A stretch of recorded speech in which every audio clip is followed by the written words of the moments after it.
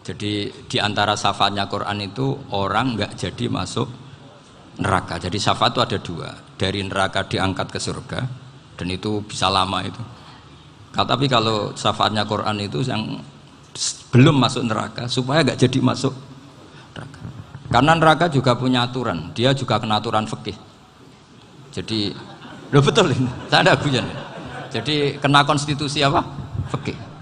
Sama tak ceritani syafaatnya Quran itu. Ada orang tuh beling itu fasik. Itu dihafal surat Tabarok.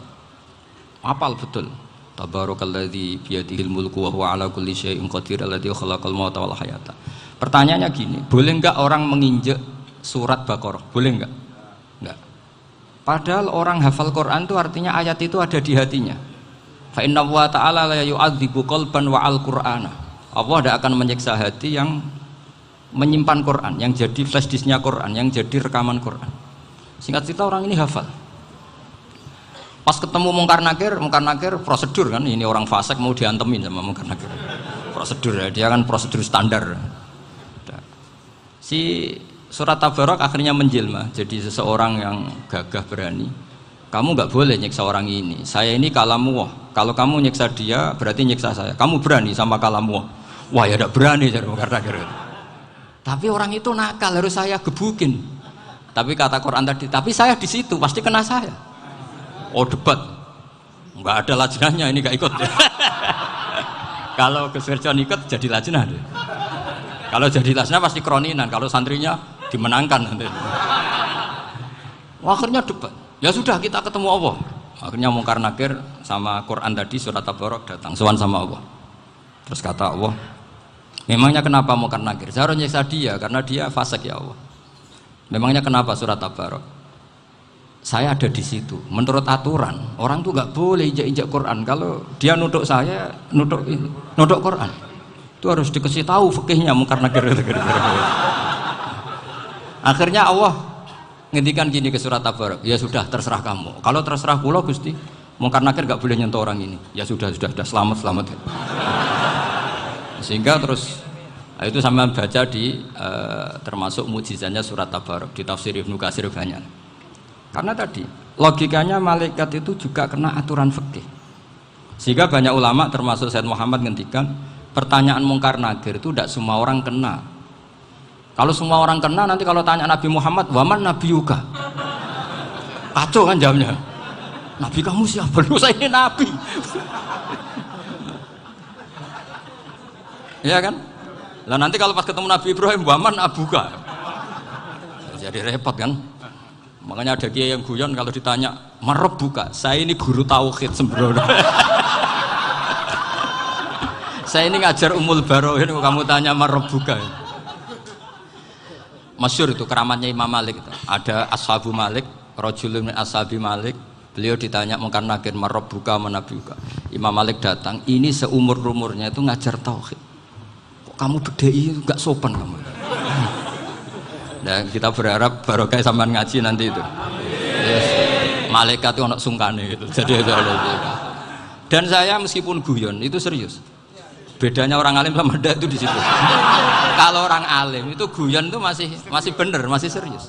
Coba saya bacakan ayatnya. Ala inna auliya Allahi la khaufun alaihim wa lahum yahzanun. Terus lahumul busyra fil hayatid dunya fil akhirah. Artinya kalau Mungkar Nakir dengan penampilan garang gitu, berarti ada ketakutan apa enggak? Ada, padahal ciri utama walinya Allah tidak ada ketakutan. Makanya itu termasuk dalilnya Sayyid Muhammad, tidak semua orang alami seperti itu karena wali-wali itu la khaufun alaihim wa lahum yahzanun. Wah anak kiai ketemu karena kerja buat tidur wedek. Iku dresege ora kok pertanyaan tok nek konan santri piye. Lho isen wis kiai dihanjuti Mungkar Nakir. Malu gak kira-kira? Mesti plengane konan santri piye.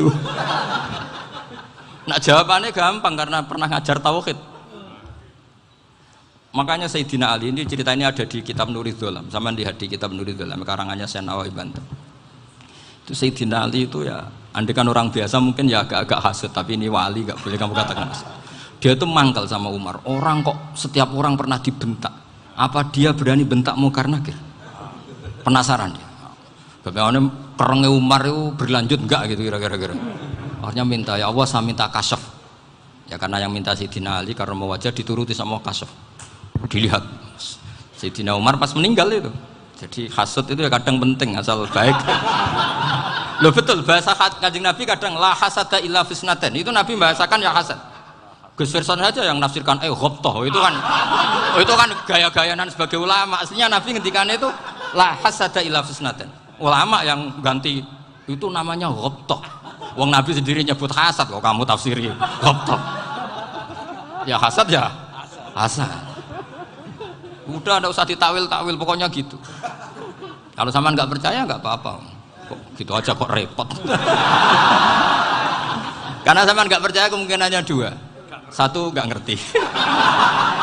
Dua sama-sama alim kan dari awal kalau sama-sama alim kan laisali alimin ayuqallida aliman akhor. Kita nggak perlu saling mengikuti. Ngapain hasud? Biasa aja. Akhirnya Sayyidina Ali kasih. Pas Umar bangun, setelah mati kan bangun, setelah meninggal bangun. Munkar Nakir datang dengan perang yang sangat garang. Itu digambarkan Sayyidina Ali matanya itu kalkidril ghali. Kayak apa? Kendil yang apa? Menganga. Wah, seru. Sayyidina Ali senang, paling takut ini Umar. Senangnya bukan main, wah ini mesti takut Umar. Biasa. Ternyata enggak, Umar malah bangkit. Woi, Munkar Nakir. Kamu tahu menghadapi siapa? Itu betul. Kamu itu menghadapi temannya ahabbal khalqi ilallah. Yang diandalkan temannya bukan dia. Kamu tahu yang kamu hadapi, saya ini teman kekasihnya Allah. Jadi boleh kamu mengandalkan Mbak Virjon. Tapi nanti resikonya Munkar Nakir tanya, itu Virjon siapa? Wah itu masalah kan. Makanya syaratnya wali itu harus ma'rufun fis sama. Di langit sudah populer. Makanya dulu ada orang yang saking seninya Abdul Qadir ditanya apa saja jamnya Abdul Qadir Al-Jilani. Itu aman karena beliau populer. Makanya program kita harus populer dulu di langit. Nah, itu nanti kalau dicatut oleh santri-santri nggak apa-apa. Kalau nggak populer nanti ditanya, itu siapa? Masalah ini. Umar itu yang dibanggakan itu, kamu tahu saya siapa? Ya enggak tahu. Saya ini temannya kekasihnya Allah. Temannya Muhammad. Iya, Muhammad Rasul. Wah, mikir waduh. Repot. Loh di dunia aja gitu kan temannya presiden, temannya panglima, apalagi ini temannya Sayyidul Awalin wal Akhirin. Di dunia aja bilang temannya presiden, menteri orang sudah takut, apalagi ini temannya Sayyidul Awalin. Hanya Munkar Nakir terus konfirmasi sama Allah, gimana ya Allah ini ngadepi. Sebetulnya yang diandalkan itu temannya, bukan dia. Wah, akhirnya sama Allah dibilang, ya Bu, ya sama seorang seperti itu Bu yang sopan. Terus semenjak itu Munkar Nakir itu nggak selalu berpenampilan seperti itu sangat. Jadi semoga itu konsisten sampai nanti. Jadi kamu kalau ingin nggak takut Munkar Nakir jadi wali dulu. Karena syaratnya tadi hanya wali sing la khaufun alaihim walahum yahzanun lahumul busyra fil hayatid dunya fil akhir. Jadi orang itu kalau ngaji itu harus khatam. Jangan semuanya kena pertanyaan. Dan kalau semuanya kena pertanyaan nanti repot. Kalau Nabi Muhammad ditanya waman Nabi Yuga, Nabimu siapa? Lu kan terus jadi aneh. Jadi makanya ngendikane Sayyid Muhammad semua ulama lah, nggak ada am kecuali ditaksis, kecuali sifatnya Allah. Misalnya bikulli syai'in alim ya benar-benar bikulli syai'in. Tapi kalau am semuanya pasti ada taksis, meskipun dalam muhawarah muhadasah biasa. Misalnya contoh gampang, istri kamu baru seneng kamu, Mas nak pengen apa-apa itu lapor aku, gak apa-apa Mas, mesti aku seneng sama lapor. Iku di aku pengen wayo. Wah langsung jadi apa wae. Mesti apa wae maksudnya kecuali itu gitu. Padahal kalau ngomong Mas sampean ingin apa saja tak dukung. Terus sampean bilang pengen iku wayo. Kira-kira disetujui apa enggak? Sama seperti kita kalau punya teman akrab, wes nang omahku gak apa-apa, anggap aja omahmu dewe. Terus mlebu-mlebu kamar. Jadi tidak ada am kecuali di taksis. Artinya kalau ada cerita bahwa orang mati pasti ngalami ditanya Munkar Nakir, itu pasti ada am yang di taksis. Itu pasti tidak dialami para anbiya, para auliya. Karena ciri utama wali itu la khaufun alaihim walahum yahzanun. Kemudian saya yang mau cerita ya supaya sampean bisa menghadapi dunia global ini, tak bawa tafsir Munir termasuk tadi. Kenapa orang Islam Rasulullah SAW itu lebih senang kalau yang menang itu orang Nasrani Romawi ketimbang yang menang itu orang Faris, dalam hal ini ateis. Karena orang ateis itu lebih ngeri. Sebetulnya beberapa penemuan sains, terutama di ilmu medis, itu orang Amerika, kayak cloning. Tapi orang Amerika itu masih dilarang oleh gereja untuk mengaplikasi. Karena nanti bayi cloning itu dipakai suku cadang. Di Amerika masih ditentang oleh fatwa-fatwa agama, baik Islam maupun Kristen. Tapi di Cina itu dipraktekkan, karena nggak ada halangan agama. Di Cina itu biasa ada kondom diolah lagi jadi alat-alat aksesoris. Di Amerika tidak ada karena masih ada agama, masih ada larangan. Sehingga orang Islam itu lebih takut kalau yang menang itu Persia, karena terus cara berpikir ternyata Tuhan itu tidak ada, langit nggak ada perannya. Jadi ketika yang menang Nasrani masih berpikir itu pertolongan Tuhan, meskipun mungkin cara mengatakan Tuhan beda dengan kita. Tapi ada satu kesamaan bahwa kekuatan samawi itu ada. Jadi disebut hulibatir rum fi adnal ardi wa hum min ba'di ghalabihim saghlibun. Di sini diterangkan oleh Syekh Nawawi supaya kamu tidak salah paham. Sebetulnya kamu katakan misalnya wah itu paham liberal, sebenarnya saya tidak tersiksa. Cuma takut yang mengatakan seperti itu cek goblokir atau ngaji gitu. Itu aja masalah saya. Ini saya baca ini karangannya Syekh Nawawi karena tadi kata Mbak Firjon ngaji itu harus sama orang yang bersanad. Saya ini kalah sama beliau itu berkali-kali. Secara nasab saya harus manggil Mbah. Secara silsilah ilmu saya juga kalah lagi. Saya sering disewani sama cucu-cucu Syekhona Khalil. Kiai Siddiq itu termasuk murid dekat beliau Syekhona Khalil. Kalau itu berarti kan Gus Firjon, Ahmad, terus Mbah Siddiq. Mbah Siddiq ngaji Syekhona Khalil. Syekhona Khalil itu pernah ngaji langsung sama Sayyid Zaini Tahlan. Berarti beliau dari Sayyid Zaini Tahlan itu baru generasi kelima. Sementara saya itu sudah ke-7 atau ke-6. Saya, Mbah Mun, Mbah Karim misalnya, Mbah Hashim, Mbah Mahfud Termas, Sayyid Abi Bakar Sato yang ngarangnya Anatul Talibin, baru Sayyid Zaini Tahlan. Berarti saya ke-7, kalah lagi. Tapi untuk jadi wali biasanya cepat saya. Karena syaratnya jadi mbah itu ngalah demi putu. Jadi kalau beliau ngotot, saya dulu Gusti, saya mbahnya. Wah itu mbah yang nggak baik. Pasti jatahnya dikasihkan apa? Cucunya dulu. Makanya Abdul Muthalib itu orang yang dapat wangsit, tapi yang jadi nabi itu cucunya. Jadi dalil saya banyak. Sebenarnya Abdul Muthalib itu sudah sering dapat wangsit. Karena saya bahasakan wahyu, Nabi yang protes, enggak nabi kok dapat wahyu. Tapi sebetulnya Abdul Muthalib itu masyhur. Kalimat-kalimatnya menunjukkan bahwa beliau itu sudah dapat wahyu kalau nanti cucunya itu jadi apa? Nabi. Makanya senangnya bukan main Abdul Muthalib sama Rasulullah. Putu seneng, mbah seneng putu. Jadi mungkin, jadi sampean enggak usah protes loh. Yang jadi wali kok cucunya. Dulu betul.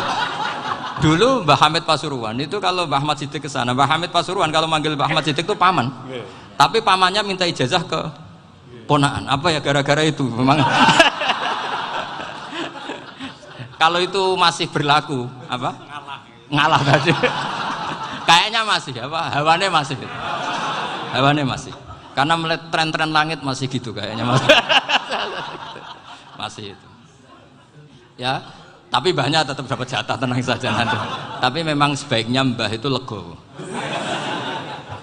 Rasulullah Muhammad SAW itu terkenal min dzurriyyati Ibrahim. Tapi kata Rasulullah, ana dakwatu Ibrahim wa bisyaratu Isa. Aku nganti ngene iki barokah dongane Nabi siapa? Ibrahim. Jadi dongane Nabi Ibrahim dia tiba teng putu. Jadi banyak bukti bahwa jatuhnya ke putu gitu. Tadi saya di kamar sama beliau berduaan. Nih Mbah sing dadi wali di sini, aku webang. Cocokan tadi. Nah kenapa saya akhir-akhir ini gulirkan daftar wali? Kenapa? Saya ini resah ya, orang sudah ingin dicintai pejabat, dicintai tetangga, dicintai teman. Tapi kadang-kadang orang lupa lagi dicintai apa. Makanya saya meskipun guyon, tapi ini amdan, bukan sahwan. Supaya orang punya cita-cita lagi jadi wali, ingin dicintai Allah. Kita ini terlalu lama ingin dicintai makhluk, Mbok yau naik kelas sedikit lah. ingin dicintai Allah Subhanahu wa Ta'ala. Meskipun saya guyon, tapi tadi guyon saya tuh lebih serius ketimbang serius Anda. Karena tak pikir. Saya tuh kalau pergi itu seneng ngebis, bukan karena saya tidak punya mobil, tapi saya sering mau butuh itu supaya nggak diganggu. Karena saya tuh harus punya waktu sendiri. Kalau bis kan ketemu orang nggak kenal, tapi sekarang ya agak susah, banyak yang kenal. Dan susahnya lagi nggak minta ijazah, minta foto. Aduh, repot tuh. Mau dibenci itu umatnya Rasulullah Shallallahu Alaihi Wasallam. Mau disetujui itu sanatnya mana? Kalau ketemu orang alim minta apa? Foto. Itu nggak ada sanatnya. Nggak tahu saya itu mazhab dari mana itu. Ya mazhab milenial yang jelas itu kan. Ini tak baca ya biar dapat, karena ini kenangan saya sama Mbak Ahmad Siddiq. Saya masih ingat betul beliau ngisi kholnya Mbak Abdullah bin Umar, berarti abahnya Mbak Hamid. Karena mbah saya itu Fatimah binti Khalid bin Umar, kalau Mbak Hamid itu Hamid bin Abdullah bin Umar. Itu saya masih ingat betul zaman itu Mbak Hamid setiap khol di Lasem itu rawuh dan saya derek mbah saya karena masih misanan datang ke Lasem. Itu beliau pas itu ngisi sama Mbah Mun. Mbah Mun masih muda, Ki Ahmad Siddiq sepuh senior. Itu beliau cerita bahwa dulu ketika Indonesia dijajah Jepang itu para kiai mimpi dibacakan ayat ghulibatir rum fi adnal ardi wa hum min ba'di ghalabihim. Terus ada kiai yang tanya, takwilannya gimana? Ya nanti Jepang pulang bukan karena kita yang mengalahkan, tapi Jepang ada yang mengalahkan sendiri meskipun tidak kita. Kayak dulu Faris tidak dikalahkan Islam tapi dikalahkan Romawi, tapi yang senang umat Islam. Wa yauma idzi yafrahul mu'min. Itu luar biasa ulama-ulama kita. Delalah kejadiannya Indonesia seperti itu. Yaitu kita tidak mengalahkan Jepang, tapi Jepang pulang sendiri karena dikalahkan apa? Sekutu. Ya ini saya baca. Ini tidak usah dicek bacanya benar apa enggak. Sudah aman apa? Aman. Karena kalau saya salah itu ya sengaja. Artinya ya sengaja saja. Ya biasa maksudnya. Saya kemarin ngisi di Pondok Peloso, di Pondok Al Munawir Jogja. Salah itu ada dua, ada salah memang benar-benar salah. Itu nggak apa-apa, bisa dimakfu. Karena mesti sangke wong goblok salah yang terus itu. Ada salah bawaan ilmu, itu repot tuh dadan ini. Karena misalnya kita yang biasa belajar qiraah safah wayah sibuhu, mesti diulang lagi wayah sabuhu. Karena qiraahnya Imam Asim itu hasibah yah sabu, bi fathis sin. Sementara kita kalau ngaji kitab kulino yahsibu. Sehingga kita yang biasa belajar safah itu kalau baca kitab itu kayak orang bingung.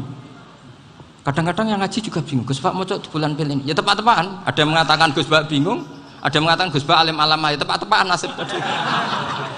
Karena memang ya safah memang seperti itu. Misalnya kufuan. Kufuan itu Imam Asim baca kufuan. Tapi beliau punya murid namanya Syu'bah. Itu kalau baca kuf'an. Makanya kita itu, ini kan khataman Quran ya, jadi saya menyinggung sedikit tentang qiraah safah. Tadi beliau juga sudah tak kasih kitab saya Hifdzuna Lihadal Mushaf. Sama tak ajari latihan safah, memang angel ya. Makanya yang nggak bisa itu wong pinter. Sudah tahu angel ya nggak usah diteruskan kan. Orang menghindari barang angel itu pinter apa goblok? Pinter. Berarti wong goblok pinter. Saya tuh makanya sama orang goblok tuh respect. Jadi orang alim tuh angel apa gampang? Angel. Menghindari barang angel pinter apa goblok? Loh, orang menghindari barang angel pinter apa goblok? Pinter. Berarti wong goblok pinter. Jadi saya sama orang-orang goblok itu respect. Sudah tahu jadi orang alim angel ya barang angel ya harus dihindari. Makanya saya ini insya Allah umatnya Nabi yang termasuk yang terbaik. Amin. Karena mencintai umatnya Nabi termasuk yang goblok. Waduh. Itu tidak gampang itu. Karena tadi sudah tahu ya. Seperti itu loh orang naik panjat pinang itu yang naik karena ingin hadiah. Yang nonton sudah tahu wah licin kok dinaikin mau keplodok ya. Tapi orang sepakat yang nonton juga pinter karena sudah tahu ribet kok. Tuku yang pasar kena lah apa mana. Sama juga gitu. Ngalim tafsir angel, ngalim fikih angel. Tapi karek ngaji ngerekam kan gampang. Itu pinter apa goblok? Pinter. Iya. Makanya kula niku mbok burohno ngono tok. Saya tadi dinasihati Mbak Firjon, muga-muga hati saya selamat. Saya itu meskipun kata orang banyak, muhibbin saya banyak, tapi saya insya Allah tidak riya. Saya itu pakai kitab namanya Tasbidul Fuad, itu karangannya Said Abdul Al-Haddad. Ketika beliau punya muhibin banyak ditanya, bagaimana ya Habib Anda menjaga hati Anda? Jamnya Said Abdul Haddad itu unik. Innama azzamu Allah. Mereka itu sebenarnya menghormati Allah. Cuma butuh sarana, dan itu saya. Jadi saya tahu sampean semua itu mencintai Quran, mencintai sunnah Rasul, mencintai hadis-hadis Rasul. Cuma sampean kan karena nggak paham, terus manfaatkan saya. Jadi sebenarnya saya ini korban. Korban. Jadi saya mau riak gimana? Korban kok mau. Bangganya di mana tuh? Coba sampean misalnya ngaji tafsir, belajar sendiri kan susah. Terkibnya susah, maknanya susah. Bahkan beli kitabnya kadang tidak kuat. Loh, untuk jadi alim tafsir itu kan harus beli kitab. Loh, saya sering belajar kitab itu jutaan. Tafsir Tobari, saya pernah beli kitab Fakhrur Razi itu berapa coba? 27 jilid. Karangannya Fakhrur, belum karangannya ulama modern, Imam Sya'rawi. Itu berapa jilid? Itu jutaan. Saya kemarin juga dihadiahi kitab Pak Quraish Shihab namanya Faidul Bari fi Syarhil Bukhari. Pak Quraish Shihab yang terkenal. Dia sering diskusi sama saya ngasih hadiah beliau ngasih hadiah saya. Oh itu harganya nggak kuat. Dadak kuat kadang di Indonesia nggak ada coba. Dan sama orang hebat menghindari kesulitan itu. Nah, kesulitan itu sebab ngaji ikut, kalau nggak paham dirukok rekamannya sudah gitu. Pinter mana sampean sama saya? Pinter sampean kan? Bikin sosis susah beli aja kok repot kan. Makanya nggak boleh orang bilang, wah aku goblok reso tafsir, aku wong pinter. Makanya nanti kalau saya ketemu Nabi tidak termasuk orang yang mentahkir orang Islam. Kafa bil mari isman ayah kira akhahul muslim. Jadi cukup orang itu dosa kalau menyepelekan orang Islam. Termasuk darani sampean goblok itu dosa. Caranya nggak darani goblok ya tadi di logika tadi. Alim itu angel. Ngendari angel itu pinter. Berarti wong bodoh. Pintar ya sudah gitu. Tapi tetap bodoh. Tapi ini satu cara untuk saya respect gitu. Coba orang yang ngaji tafsir saya banyak, mungkin ribuan. Itu sebetulnya mencintai Quran. Karena Quran adalah kitab suci yang panduannya umat Islam. Sangat mencintai Quran. Terus kemudian mereka nggak paham. Terus mencari orang yang memahamkan. Burono lah cara Jawane. Terus keren saya itu di mana coba? Lah terus mereka kurang ajarnya gini, kalau paham itu ya alhamdulillah paham. Kowe nak ngaji Gus Bae ngono tok. Tapi nek ora paham, ora nyalano akal. Mari Gus Bae nerangno cepet, mulane gak paham. Ora kok nyalano teke sing lelet. Maksud kan masyaallah naudzubillah tenan. Sebetulnya tingkat kurang ajarnya tinggi Gus sebenarnya. Jadi kalau nggak paham itu kadang nggak nyalahno uteke. Kayak mau misalnya, mau mari mikir ra jelas. Padahal misalnya jelas ora mesti paham bodoh. Paham? Jadi kata Said Abdul Haddad, innama azzamu Allah. Sebenarnya mereka itu sangat menghormati Allah. Makanya kita nggak perlu mengatakan wasilah itu kafir, nggak akan. Karena orang tawasul sama Rasulullah itu ingin dapat ridhonya Allah lewat orang yang dicintai Allah. Kita mencintai wali sebenarnya, wah itu kekasih Allah. Kita mencintai itu karena mencintai Allah. Sama seperti gini. Kamu mencintai kangkung apa enggak? Sebenarnya sama sekali enggak. Tapi kamu ingin sehat, ada asupan gizi. Kamu ingin tubuh kamu sehat, butuh asupan gizi. Kemudian kamu makan kangkung. Apa terus kamu cinta kangkung? Kan enggak. Cinta kesehatan kamu sama. Orang yang mencintai saya sebenarnya ingin kepuasan rohani. Saya kan termasuk kiai yang torekonya gampang. Ini swarga, kan akhirnya penggemarnya banyak. Coba kalau kamu ini neraka. Jadi sebetulnya Anda mencintai kepuasan Anda sendiri. Nah, saya ini korban. Makanya untuk masuk surga cepat saya, korban itu cepat. Da'watul mazlum la turaddu kan gitu. Laisa bainahu wa bainallah hijab. Jadi saya kalau donga langsung seret langit. Karena mazlum. Saya sinau tafsir itu, Pak, sampean bayangkan ada tafsir itu sudah 27 jilid. Sing aran Fakhrur Razi itu bulatnya bukan main. Karena dia ahli filsafat. Bulatnya Masya Allah. Sudah gitu sinau Jalalain kadang dikomen oleh Sawi. Sudah kita percaya Jalalain jebule dibuli Sawi. Percaya Sawi dikandani, "Oh iku Maliki ra Safi." Oh, ribet. Sudah gitu sinau Qurtubi, sinau tafsir Tobari itu susahnya. Belinya susah, belajarnya susah. Padahal saya punya keluarga, punya istri, punya anak. Bayangkan kalau istri saya rewel kayak istri sampean. Wah itu. Tapi alhamdulillah enggak. Sama sekali enggak. Allah sudah milihkan, wah ini bahaya kalau punya istri rewel. Imam Sibawai itu kitabnya banyak, tapi yang terbukukan hanya kitab Sibawai. Karena beliau kalau sudah belajar lupa istri. Hanya pas beliau di pasar, kitabnya dibakar semua sama istrinya. Karena dianggap saingannya. Ternyata yang dicerai tidak kitabnya, malah istrinya. Itu Imam siapa? Sibawai. Tapi alhamdulillah kitab saya nggak terbakar, aman. Saya teruskan ya. Jadi untuk menjaga riya dilatih innama azzamu Allah. Sebenarnya mereka itu menghormati Allah. Sehingga wasail-wasail itu sebenarnya nggak pernah jadi subjek pelaku utama, enggak. Tetap Allah. Sebab itu kata Sayyid Muhammad, kamu kok mengatakan wasilah itu kafir itu gimana? Ketika innallaha qad ba'atsa lakum taluta malika. Talut itu ya manusia. PD-nya itu apa? Inna ayata mulkihi ayyatiyakumut tabut fihi sakinatum mir rabbikum wa baqiyatum mimma taraka alu Musa wa alu Haruna tahmiluhul malaikah. Jadi beliau PD itu kalau bawa sunduk semacam peti sakti, sing di situ ada baqiyatum mimma taraka alu Musa wa alu Haruna tahmiluhul malaikah. Ya kayak semacam jimat. Tapi saya bukan mensyariatkan jimat enggak, karena nanti banyak penjual yang pembohong juga gitu loh. Cuma cerita, kamu tidak usah mengatakan kafir. Dulu Tolut PD-nya kalau bawa sunduk semacam peti kesaktian yang di situ ada baqiyatum mimma taraka alu Musa wa alu Haruna tahmiluhul malaika. Sehingga Khalid bin Walid meskipun beliau sahabat dan menyaksikan wajah Rasulullah sallallahu alaihi wasallam, itu bawa sya'aratun min sya'aratihi Rasulullah sallallahu alaihi wasallam, bawa rambutnya Nabi. Perang kemana-mana itu diletakkan di pecinya. Nanti sama tanya lagi, masa pakai peci Khalid bin Walid ini? Wah panjang, sampai itu repot. Sampai tak warai ngaji usul fikih. Usul fikih itu kalau ngaji itu ada istilah tangkihul manat. Ini mesti ini wilayah yang kita bisa berdebat sama Mbah Firjon. Dulu itu musuh saya karena saya makili Anwar, beliau makili Peloso. Tapi tahu-tahu kalah tua terus saya mengundurkan diri. Di fikih itu ada istilah, ada tangkihul manat, ada tahqiqul manat, ada tangkihul manat. Tangkih itu kira-kira gini, lafadz hadis itu dibuang sekian untuk tahu bahwa itu madarul hukmi. Misalnya gini, tak beri contoh paling gampang. Sama harus paham, kalau nggak paham nggak pinter-pinter. Ja'a a'rabiyun ila Rasulillah sallallahu alaihi wasallam. Ya karena ini menghormati Mbah Ahmad Siddiq, saya orang alim, jadi ngaji ini tetap ada suasana alim. Ya harus ada suasana alim. Nggak perlu jadi orang alim tadi susah.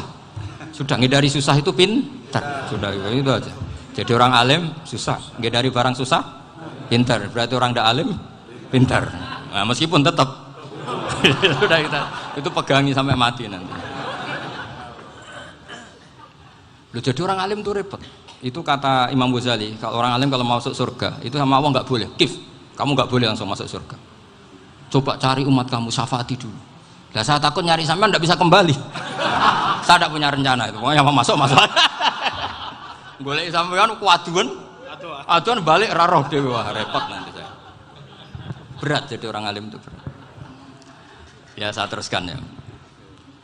Ada tangkihul manat. Ja'a a'rabiyun ila Rasulillah sallallahu alaihi wasallam. Faqala ahlaktu wa ma ahlakaka qal waqa'tu imraati fi nahari Ramadan. Ya dan kita, saya ini rusak ya Rasulullah. Kenapa? Karena saya menjima istri saya fi nahari Ramadan. Terus kata Nabi, kamu harus bayar kafarah. Napa Nabi kafarah? Puasa 2 bulan.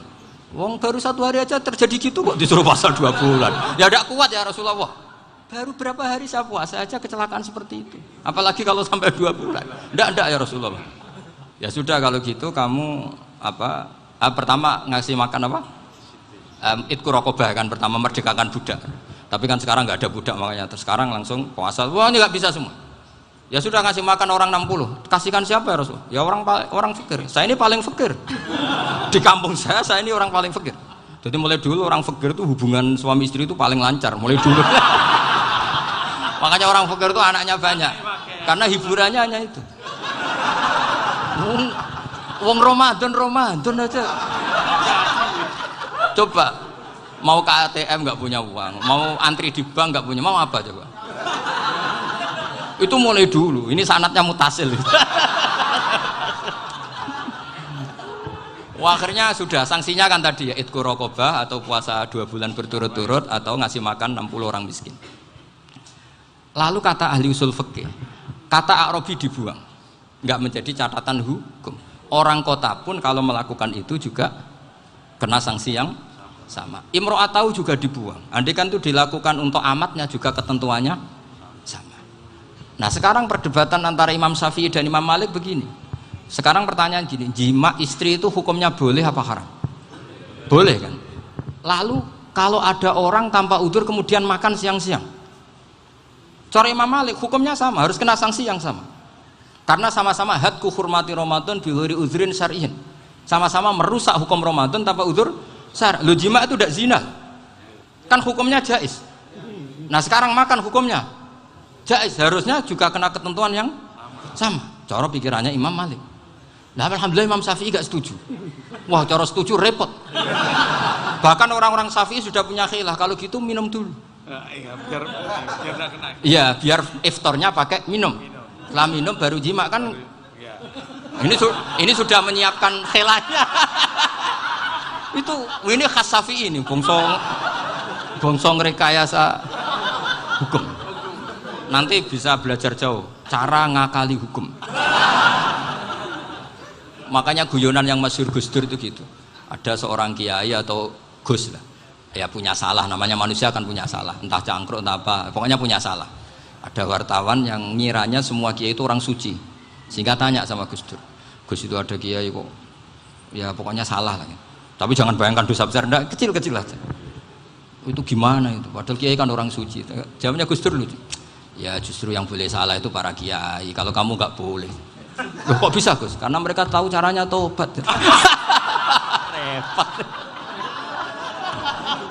Kalau kamu nggak tahu caranya. Sama pelanggaran hukum itu ya harus pakar-pakar hukum. Itu yang tahu caranya rekayasa. Kalau kamu ya kena pasal kan ya. Jadi kamu jangan niru saya ini punya sekian cara untuk nah, itu namanya khilaf. Makanya kata Sayyid Muhammad, kamu tidak usah anti khilaf, karena Abu Hanifah itu membolehkan khilaf, kitabul khiyal. Yang penting kamu soleh dulu, setelah soleh nanti Allah maklumi. Soleh dulu, syaratnya soleh dulu. Kalau tidak soleh jangan. Contohnya gini, ada orang mau puasa lemes sekali, mau makan, gampang. Kalau langsung makan kan kayak hadku hormati Ramadan biwiri udrin syar'iyyin. Aku langsung mau jembera sowan Mbah Firjon. Sudah status saya apa? Musafir. Ya sudah, berangkat aja sampai Tuban makan. Nanti kalau nggak jadi ya nggak apa-apa sudah. Kan mulai pergi sudah musafir. Saya tidak tahu nanti malaikat tertarik gebuki nggak tahu. Tapi itu ada khilafnya. Asal soleh. Karena kata Sayyid Muhammad dan semua kitab mengatakan itu. Kalau sama nggak tahu ya kebablasan. Nabi Ayub, nabi yang terkenal Gudiken itu siapa? Ayub ya. Nah, itu yang Israiliyatnya akan seru lah. Gudiken dikukur bek kreweng itu terlalu lah kalau itu. Untuk kreweng konti ning Arab ora ono kreweng itu sudah masalah itu. Singkat cerita, Nabi Ayub ketika diasingkan kaumnya itu kan nggak punya sumber makanan. Lah orang lelaki itu mulai dulu egois. Istrinya Nabi Ayub itu cantik sekali, udah cantik, rambutnya bagus. Makanya kamu nggak usah tanya kenapa istrinya Kiai banyak yang cantik. Ya, warasatul anbiya, nggak boleh gitu. Kalau nggak cantik ya warasatul anbiya dari segi balak. Istrinya Nabi itu semuanya cantik. Nggak usah tanya sebabnya apa, pokoknya gitu, semuanya cantik. Singkat cerita, beberapa kali istrinya Nabi Ayub itu kerja demi bisa nafkahi Nabi siapa?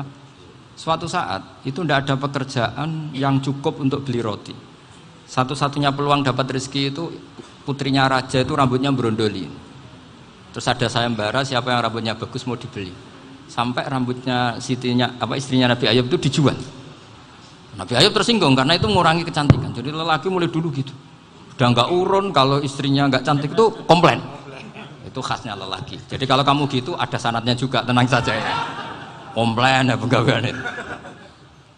Saking mangkelnya Nabi Ayub terus ngendikan la adriban naki mi'ata sautin. Kamu akan saya pukuli dengan mi'ata sautin atau dengan 100 cambukan. Atau mi'ata dikhtin atau mi'ata apalah sesuai konteks zaman itu. Engko namuni pecut tuku konti kok ribet lagi. Singkat cerita akhirnya ketahuan bahwa istrinya menjual itu demi Nabi Ayub. Allah nggak ridho kalau kekasihnya yaitu istrinya Nabi Ayub wis perjuangan kayak gitu malah kena hukuman. Tapi Allah juga nggak ingin kekasihnya yang bernama Ayub melanggar sumpah. Padahal beliau sudah sumpah, wallahi demi Allah nanti tak pukul dengan 100 kali. 100 kali dengan lidi lah misalnya, contoh yang gampang itu lidi.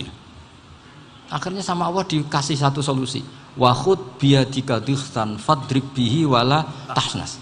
Ya sudah, lidi itu ikat jumlahnya 100. Terus pukul sekali saja. Anggap saja sudah 100. Iku pangeran sing wari ngakali ngono iku pangeran.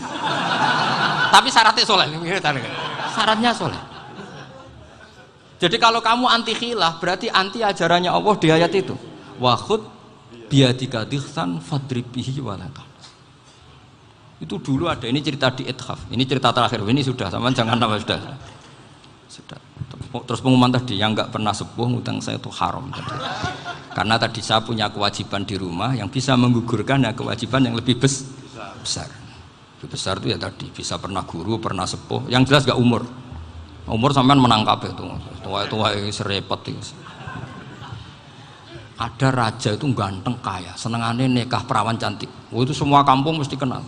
Mungkin digilir atau gimana pokoknya. Suatu saat ada pemuda suka sama perempuan yang di kampungnya, cantik sekali. Kemudian pemuda ini ternyata pekerja di kerajaan itu. Tiap hari ditanya, oh itu yang di kamu yang cantik siapa? Mau saya nikahin gini. Wah bahaya ini, saingannya raja. Jadi yang dibidik pemuda tadi itu saingannya. Si raja ini orang yang namanya raja kan gengsinya tinggi. Kaifatang kihuha wa qad itu qad qabbalaha rajulun. Kok mbok nikah piye? Saya tuh pernah melihat dicium lelaki. Wah, gak mau. Gak gelem wis kadung ditambung lan waqat qabbalaha rajulun. Saya pernah melihat sendiri qabbalaha rajulun, dicium oleh lelaki. Wah, sudah gak minat raja langsung gak keren. Suatu saat pemuda tadi nikahi perempuan itu. Rajanya marah-marah, kamu lelaki gak punya harga diri gini. Gak punya selera, gak punya harga diri, sudah pernah dicium orang kok tetap dinikah. Bilang ke raja, takrif manir rojul, lelaki itu siapa? Abuha. Kamu tahu lelaki itu siapa? Sopo? Abuha. Bapaknya. Saya kan hanya bilang rojulun. Pernah dicium lelaki. Lah pikirannya raja lelaki kue-kue ngene iki. Tapi butuhe canom mau raja ben gak sida itu aja tuh. Baru kayak digulirkan gitu waqat qabbalah rajulun. Wah nggak mau. Setelah itu satu saat pegawainya tadi nikahi perempuan. Kamu nggak punya harga diri gini. Kamu tahu mandir rajul apa abuha? Wah nak ngono aku gak poho-poho. Lah monggo sakniki wis bojo kula. Ora trimo wis diambung wis macam-macam. Lah itu namanya khilah. Apa? Khilah. Kalau di Balawa disebut tauriyah atau apalah. Tapi saya tidak ngajari sampean seperti itu. Sudah pinter sebelum saya ajarin. Bangsa ngakali kan sudah pinter. Ya ini terakhir tak baca Arabnya saja nanti. Bismillahirrahmanirrahim. Biar dapat barokahnya Syekh Nawawi juga barokahnya guru-guru. Bismillahirrahmanirrahim. Wa sababu nuzuli hadil ayati annahu kana baina farisa war rumi qitalun wa kanal musyrikuna yawadduna antaghliba farisu ar-ruma li anna farisa kanu majusiyan ummiyin wal muslimuna yawadduna ghalabatar rum ala faris liqaunihim ahla kitabin. Jadi zaman dulu orang Islam lebih senang kalau yang menang itu orang Nasrani. Kalau bandingannya ateis, karena bagaimanapun percaya kekuatan langit. Sementara orang ateis sama sekali tidak percaya kekuatan. Apapun bedanya kita dengan Nasrani itu ada kesamaan, yaitu percaya adanya kekuatan langit. Sehingga ketika orang Romawi kalah itu orang Islam ikut susah. Paham ya? Makanya ini tak baca biar sampean nggak macam-macam pikirannya.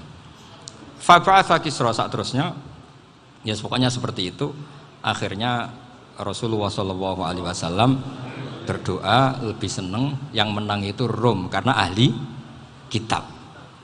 Artinya apa? Kemenangan ahli kitab adalah kemenangan makhluk atau hamba Allah yang mentautkan kekuatan kita di bumi dengan kekuatan langit. Makanya saya berharap selain kita ikhtiar medis, kita harus memperbanyak istighfar. Bagaimanapun semua itu dari Allah Subhanahu wa Ta'ala. Kita menghormati negara dengan ikhtiarnya, tapi saya mohon sekali kita juga istighfar, karena semua itu juga ditentukan oleh Allah, oleh langit. Ya, saya kira demikian. Assalamualaikum warahmatullahi wabarakatuh.